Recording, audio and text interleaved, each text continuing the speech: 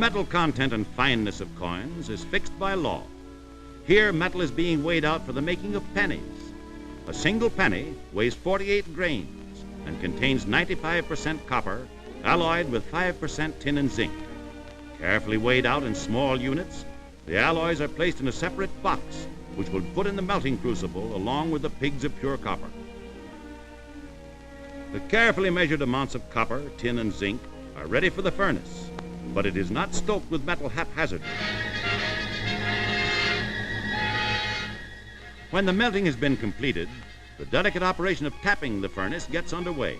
Sputtering and sparking, the molten metal runs direct from the furnace into a carrier. This is transferred immediately to a rack where the molten metal is poured into special forms.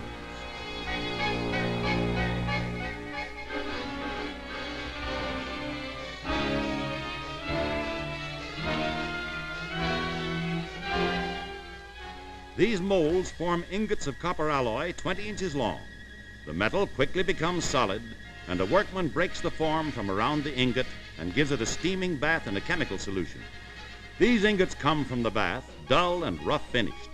They are not ready for the punch presses yet. The thick slabs must pass between these powerful rolls 22 times. From a dull ingot 20 inches long, these operations produce a gleaming ribbon over 35 feet long.